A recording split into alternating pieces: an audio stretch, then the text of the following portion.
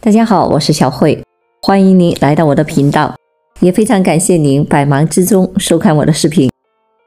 岁月如梭，好像刚刚过了一个花甲，眼看就要奔七了。都说我们是比较特殊的一代，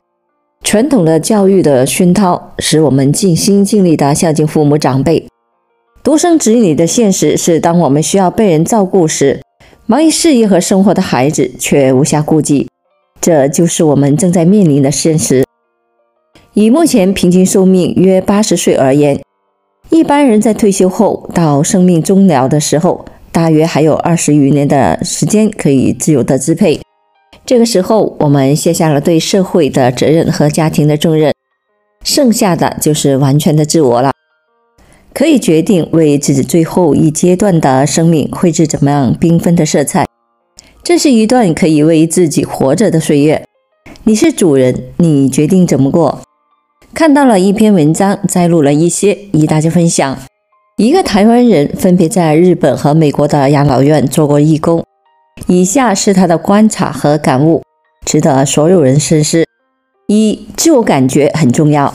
与美国相比较，日本的养老院配置照顾老人的服务人员比例较高，照护的服务也是比较细腻。站在旁观者的角度，直觉老人生活在日本可以得到的服务比美国好。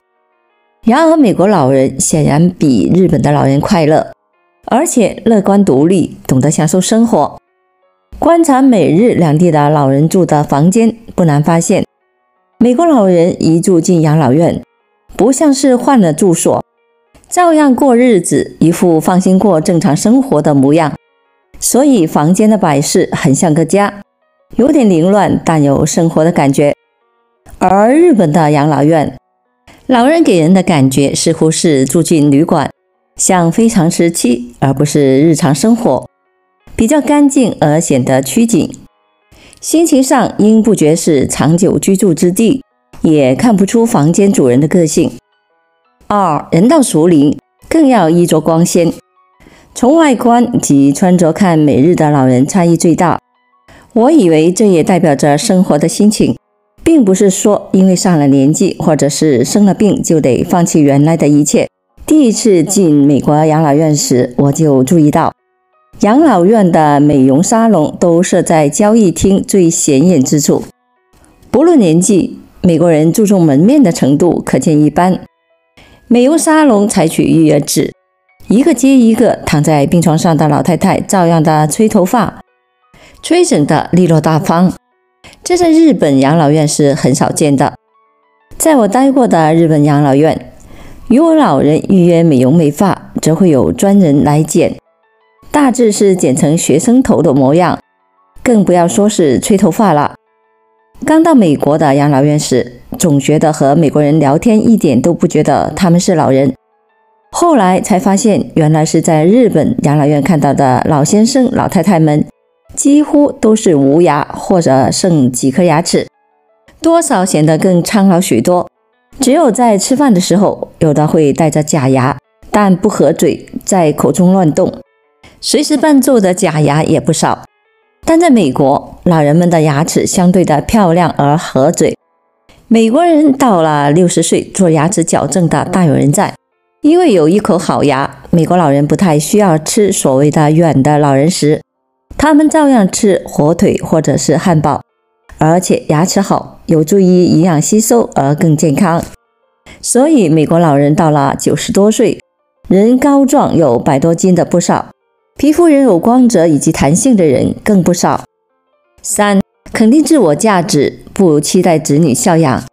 在心情上，同样是老人，美国老人普遍肯定自我价值，而不会自怨自艾地说自己老了没有用了，更不会有想死的念头。在日本的养老院，常听到说活得太老、太麻烦家族的老人相对不少，也常将死挂在嘴边。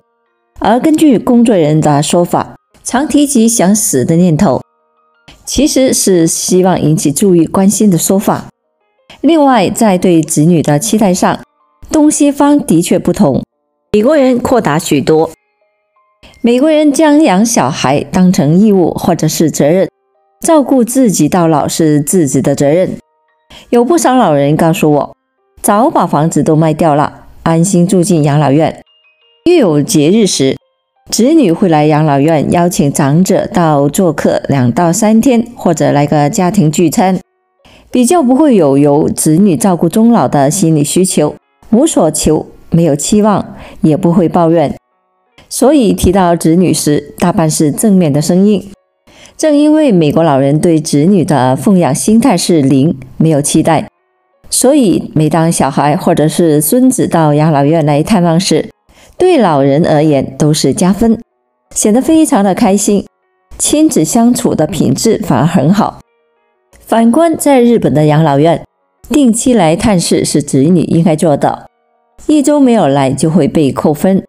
日本老人常会说，媳妇1个星期没来了，女儿说今天要来，但还没有来，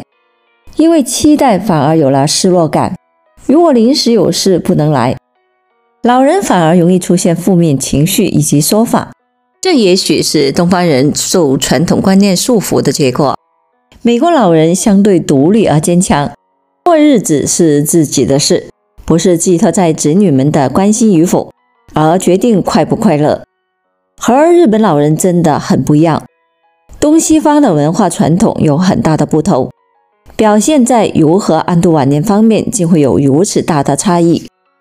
古罗马哲学家西塞罗在《论老年》中说，老年人不仅要保重身体，还应该注意理智与心灵的健康，因此老年也得不断的学习。一个总是在这些学习和工作中讨生活的人，是不会察觉自己老之将至的。这与孔子所云发愤忘食，乐以忘忧，不知老之将至是一个道理。人这一辈子生和死都是被动的，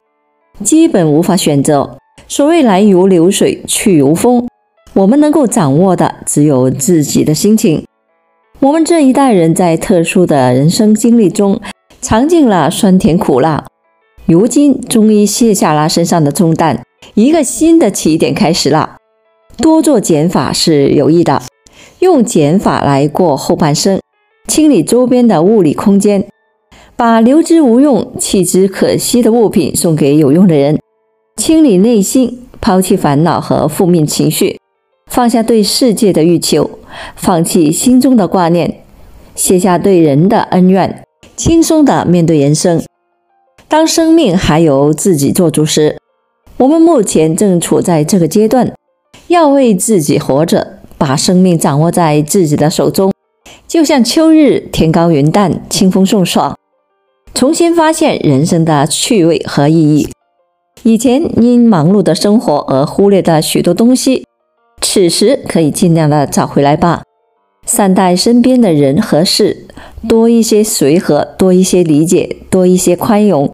乐观开朗，心地善良，经营好自己的丰富多彩、舒心安逸的晚年生活。当我们微笑着离开这个世界，心灵归于洁净，不留遗憾。不知道你读后对于转变思想观念、重建生活信心、安度晚年生活有没有受到启发？好了，朋友们，今天所分享的视频内容就到这里了。制作视频不易，朋友们，如果您觉得我分享的视频内容对您有所帮助的话，就请您给我点个赞吧。您的每个留言和点赞都是我进步最大的动力，也非常欢迎您到评论区分享您的生活经验。非常感谢您的支持和鼓励，我们下期见。